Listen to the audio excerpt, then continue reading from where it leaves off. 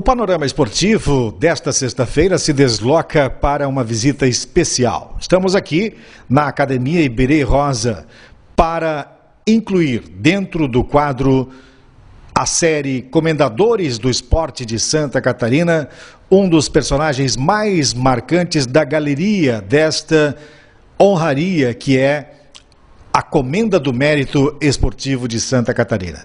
Estamos aqui ao lado de Iberê Rosa, 80 anos em plena atividade.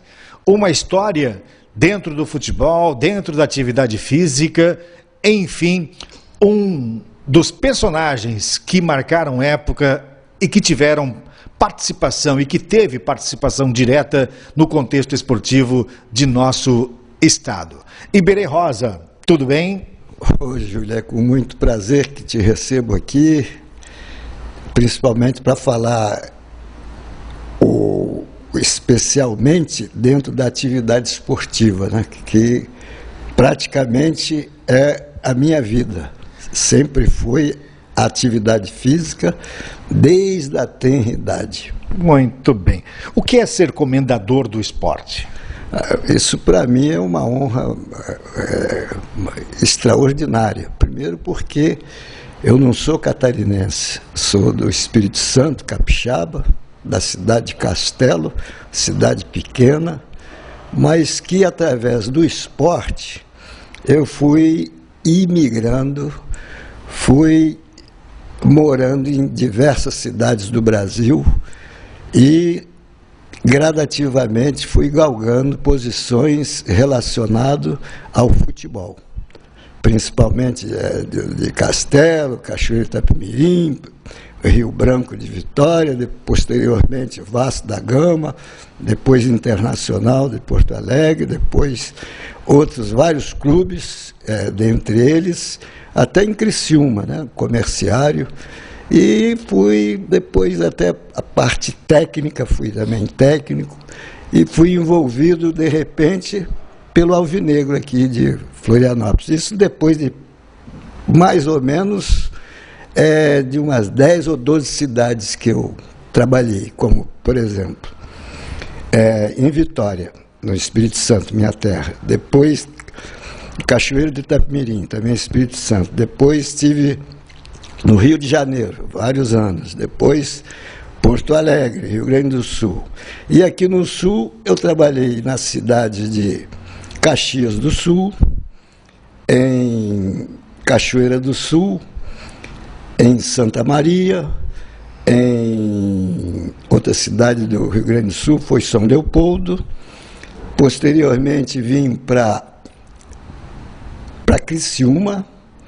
Criciúma, trabalhei em Joinville, trabalhei em Blumenau, trabalhei em Rio do Sul, trabalhei uma outra cidade que foi, me foge o nome no momento. Aqui em Santa Catarina. Aqui em Santa Catarina, em Joinville, tanto no América como no Caxias. No América e no Caxias? O América, depois no Caxias, fui depois Rio do Sul, depois eu voltei... Sempre como preparador físico? Como preparador físico, exatamente. Não, em Criciúma foi como jogador. Como jogador, como atleta. Que posição jogava? Era centro médio, né? Meia centro cancha. médio. Até o Zilto jogou comigo, o Nelim, que infelizmente já faleceu, o Gerson, que veio do Rio também. Foi quando eles fizeram uma equipe boa.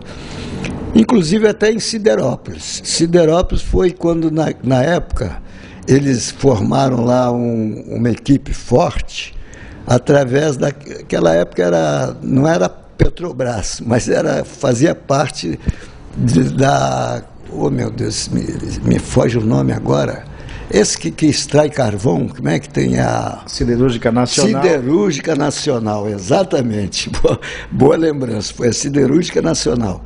Então o pessoal tinha recurso, então em Siderópolis, como era uma de extrativismo de carvão. Siderópolis, que ali limite com o Criciúma. Exatamente. Muito bem. Então, é dali que eu fui contratado posteriormente pelo comerciário. Pelo comerciário. Bom, a sua vida foi marcada como mais como preparador físico, como uma referência na questão física de jogadores, né? Onde é que ela iniciou? Que escola o senhor frequentou? Quem foi o seu mestre? Ô, Júlia, as coisas são interessantes. Eu acredito que, na maioria das vezes, o que você vai ser, antecipadamente, em alguns momentos, principalmente na primeira infância, quando você começa a desenvolver seu entendimento, você já fez alguma coisa relacionada a isso. Foi ou não foi? Por exemplo, você. Sim. Hoje é um radialista, um jornalista. Então, anteriormente, o que aconteceu com você? Foi um grande aprendizado, aprendi com as pessoas, enfim. Não, mas houve um interesse que te despertou dentro dessa profissão. Um talento, né? Um talento, exatamente. E comigo foi a mesma coisa. Eu, mais ou menos, sem exagero nenhum, com 10, 12 anos, eu já, atividade física, já fazia através de informações. Lá na minha terra eu pegava, não sei se era a Rádio Tamoio, acho que era a Rádio Tamoio, e tinha um programa às 6h30 da manhã, de atividade física. Sim.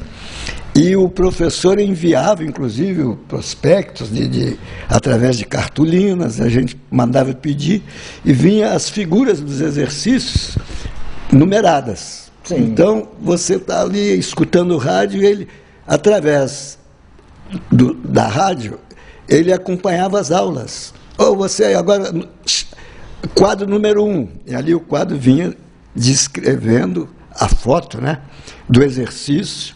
Quadro número 2, número 10, número 20. Então, você que está aí com a perna dobrada, estenda a perna, eleve o tronco. Então, era um aprendizado? Não, era importantíssimo. E eu me interessei, 6h30 da manhã eu já estava acordado para iniciar essa atividade. Ali com 10, 12 anos de idade. E depois, posteriormente, veio o interesse pelo futebol. Tinha um terreno grande em frente da minha casa. Aí eu pedi autorização para o meu pai, né? Pai, eu posso fazer aqui um... Não, faz, eu mando colocar as traves, aí fiz. E formamos um time de... Tipo, isso aonde? Lá em Castelo? Em Castelo, exato, na minha terra.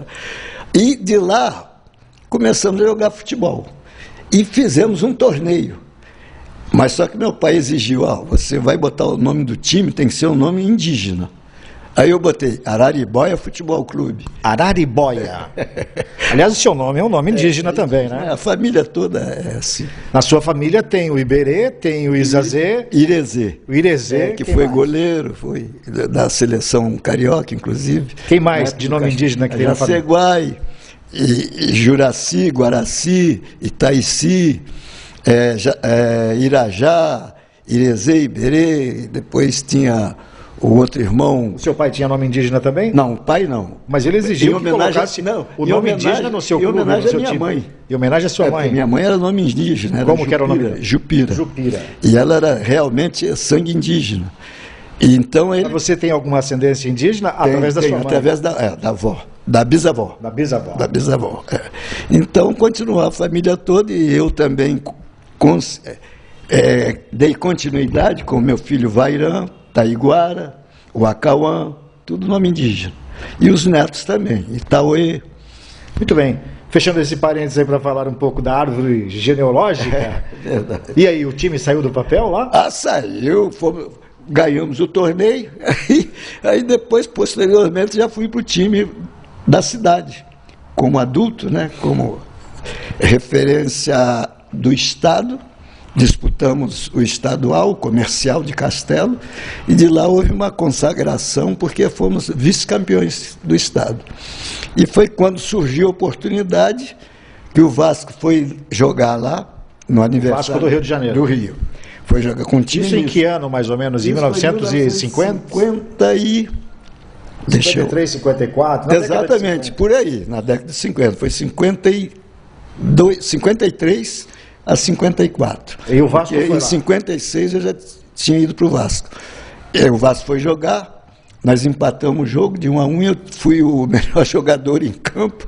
Aí o Augusto, que já foi da seleção brasileira, ele que estava orientando esse time, treinando esse time no Vasco. Porque na época o técnico era o Flávio Costa. Mas o Augusto que veio como responsável, aí ele indicou meu nome para a diretoria do Vasco. Então, nessa oportunidade, já houve esse interesse e tal. Aí eu acabei sendo contratado pelo Vasco. E ficou quanto tempo no Rio de Janeiro? Fiquei 2 anos e meio, quase 3 anos. Como jogador? Como jogador, é. Mas o titular mesmo era o Laerte. Era o Laerte. Eu, às vezes, jogava. Foi uma experiência boa lá. Muito boa, porque o Vasco foi uma equipe considerada a melhor em todos os detalhes, tanto na assistência médica, como estádio, como referência, como essência do futebol brasileiro e mundial. O Vasco é uma equipe de respeito. Então eu tive a honra de participar. Ademir, Pinga, Laerte, Sabará, Vavá, o Sabará é esse aqui de Santa Catarina, o Pinga, não? Não. O pessoal de lá mesmo? Não, é de lá, é Sabará, mas ele outro paulista, é outro Sabará, que foi, inclusive, convocado também para a seleção brasileira. Maneca, Friaça, Jorge, o Danilo, o Augusto já estava como técnico. Então, o time mesmo da época era Carlos Alberto, Paulinho, Bellini, Orlando e Coronel. Era Laerte e Walter. Depois era Sabará, Livinho, Vavá e Pinga. Vavá, Bellini, seleção brasileira. Era o time de expressão, né? Do Vasco da Gama da época. Era muito bom. Então, foi uma fase importante de sua vida. Importante. Gratificante que... Exatamente. E traz boas recordações. Muito boas. Excelentes. Qual é a melhor recordação? Essa foi uma delas muito importante, porque foi um aprendizado para mim.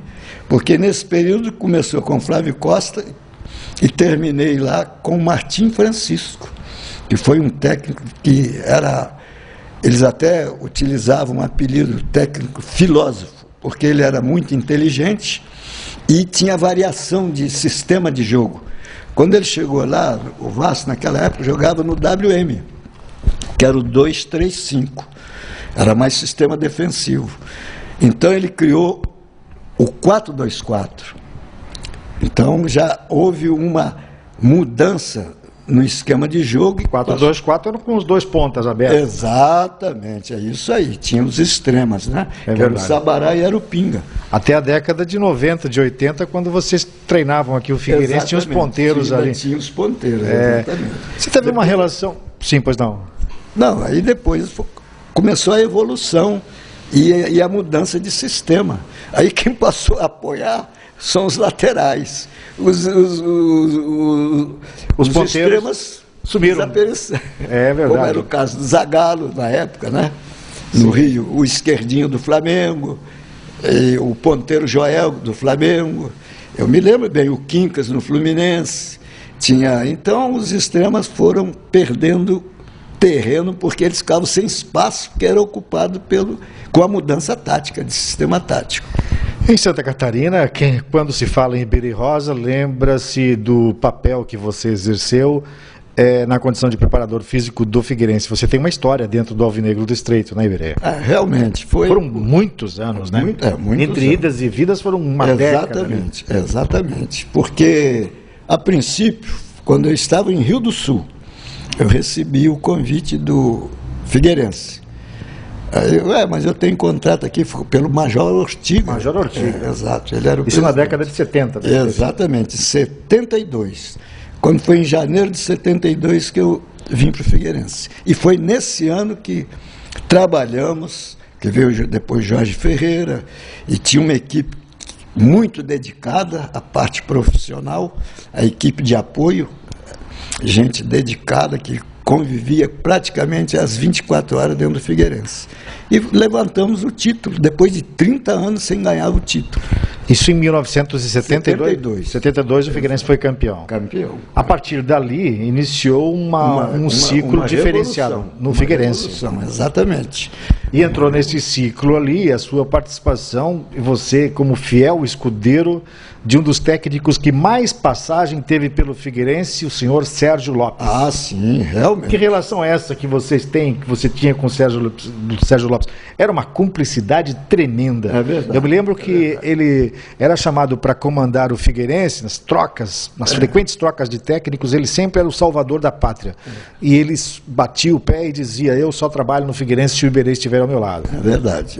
Não, porque o Sérgio é uma pessoa muito centrada, ele tem a cabeça no lugar. E é humilde, né? Humilde, conversava muito com os jogadores, com os atletas.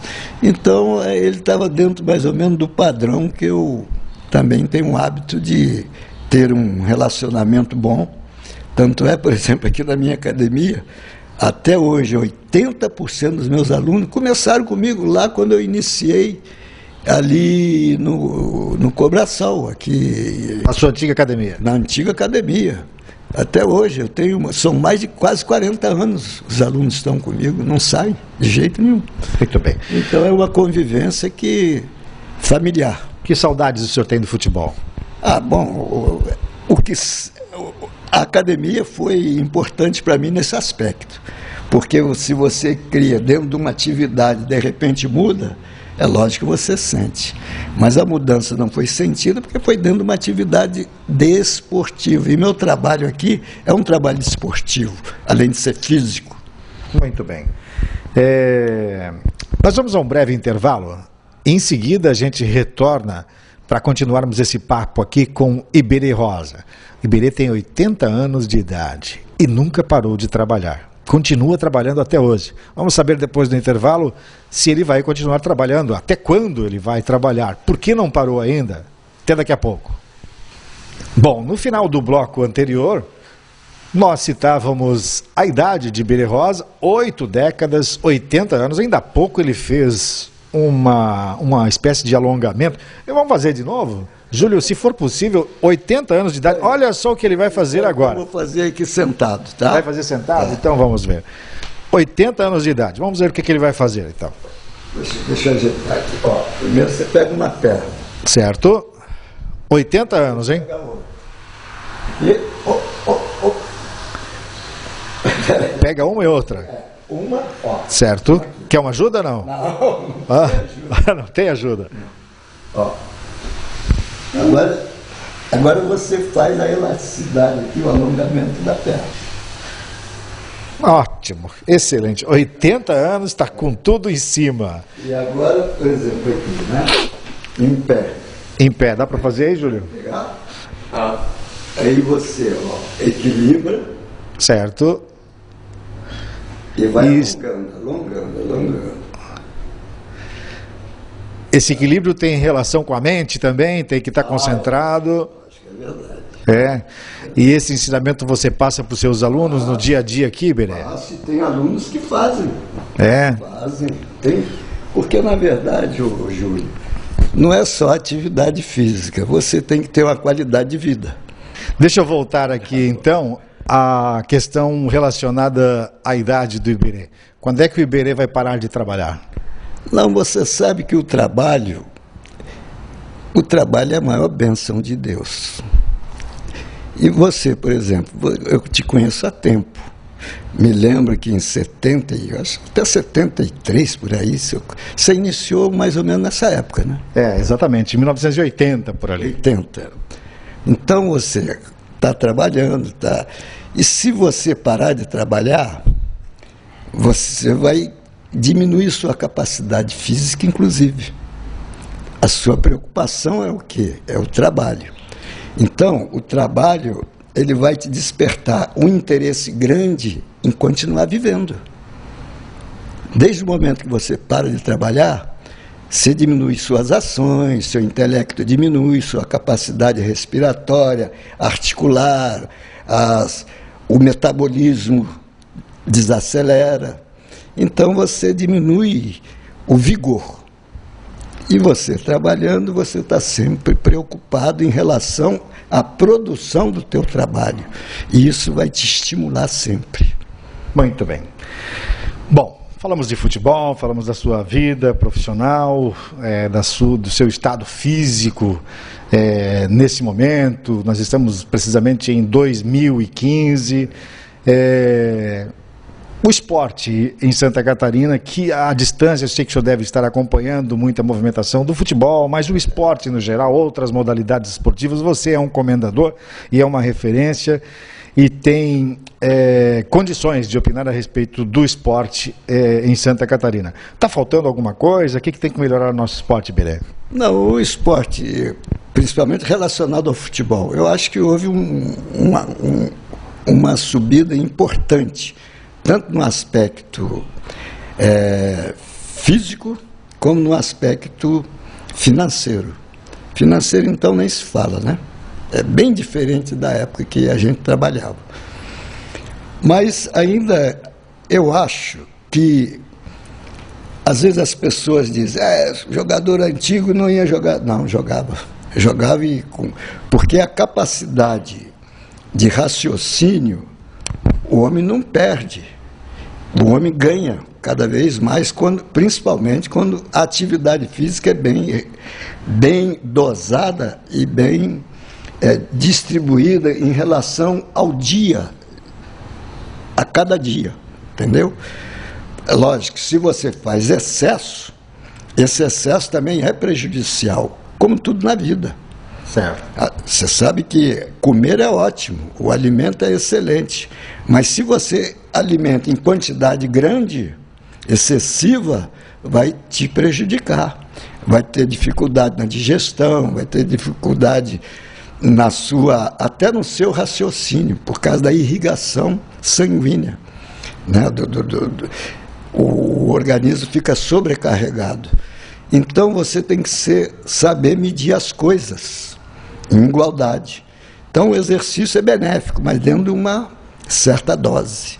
Então o jogador hoje está sendo muito exigido e pouca capacidade técnica. Então é muita vontade, muita correria e o raciocínio eu acho que está menor. Que lição você traria para os mais jovens hoje praticantes de esporte? Não só o futebol, como todas as outras modalidades esportivas. Em primeiro lugar, disciplina. Disciplina relacionada a quê? Aos horários, respeitar os intervalos que são necessários para você repor a energia, ser equilibrado, quer dizer, que essa disciplina que eu digo é o equilíbrio nas coisas que você faz, que você utiliza, para o alimento, para as brincadeiras, para a distração. O esporte é muito benéfico agora. Então, como eu disse, é o equilíbrio, sem exagerar, manter a capacidade orgânica equilibrada entre o que você absorve e aquilo que você vai queimar como caloria. Hoje a gente percebe, você com toda a sua experiência, a gente vê essa nova juventude, essa nova era, essa nova geração, podemos assim dizer, muito bitolada, atrelada à tela de um computador, a um telefone. Exatamente. Fica ali permanentemente ligado. Que tipo de prejuízo isso pode causar no futuro para essa nova geração, Iberê? Pode perfeitamente. Tem pessoas que ficam muito sentadas, né? Muito ali sentado, vendo. Então, diminui a articulação aqui, não trabalha. Diminui a capacidade de circulação do membro inferior para o membro superior. E você sabe que, por exemplo, você levanta, nesse momento, quando eu levanto, há uma extensão do tronco, do corpo e do tronco. Então, libera com mais facilidade a circulação do membro inferior para o membro superior, para o cérebro. Então, são posicionamentos que você tem que utilizar para poder levar ao organismo a distribuição equilibrada colaborar, né, com os vasos sanguíneos. Por exemplo, aqui a panturrilha. A panturrilha é praticamente uma válvula, porque contra a gravidade o sangue tem que ter Por isso que você tem que movimentar sempre em alguns momentos que você trabalha sentado, levantar, dar uma caminhada, voltar, continuar o trabalho, mudar a posição, que isso aí é um trabalho laboral, que se chama, por efeito da posição que você fica no trabalho, você tem que utilizar o movimento das articulações para liberar a ação sanguínea. Muito bem. Este Iberê Rosa, portanto, nosso entrevistado da série Comendadores do Esporte de Santa Catarina. Para encerrar, Iberê Rosa, você é comendador do esporte há cerca de uns 15 anos, de 15 a 20 anos, mais ou menos. Porque, se não me engano, foi em 2008 ou 2007. Não, foi. 2007 houve que eles falam, a votação. A votação no Conselho Estadual de Esporte. Isso, exato. Aí, em 2008, eu acho que foi quando eu recebi a comenda, junto com o Roberto Alves, o Guga, até a mãe do Guga que foi representando, e várias outras pessoas importantes no esporte. No momento eu não tenho a relação aqui, mas que foram agraciados por essa grande honra. Para mim, foi uma coisa muito especial, foi uma honra muito grande, porque o catarinense, eu morei também em outras cidades de Santa Catarina, como eu te falei, são pessoas em Joinville, eu morei 2 anos em Joinville. Na época eu trabalhei no América, trabalhei no Caxias. São pessoas muito abertas no atendimento, hospitaleiras, e gente simples, mas que tem um coração bastante acolhedor. E eu me senti muito bem aqui, sou cidadão catarinense.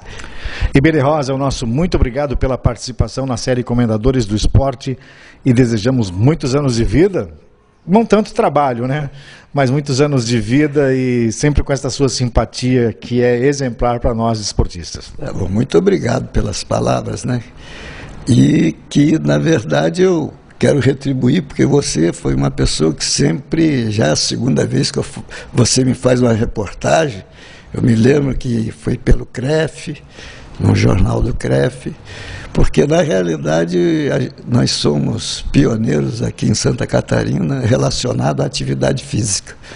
E tive a honra de ter aqui vários alunos assim importantes na história de Santa Catarina, como além do Roberto Alves, por exemplo, esses dias botou uma nota no jornal, professor de todos nós. Não é bem assim, não vamos exagerar, mas foi uma pessoa também que participou aqui, expediu a minha, a família dele, outros grandes políticos aí, em Santa Catarina foram meus alunos, o Valdir, doutor Valdir, na época ele era diretor do Figueirense, foi meu aluno aqui, várias pessoas. Valdir Ferreira Martins. Exatamente. Então, a gente fica honrado e satisfeito e estimulado para prosseguir na atividade. Até quando Deus quiser.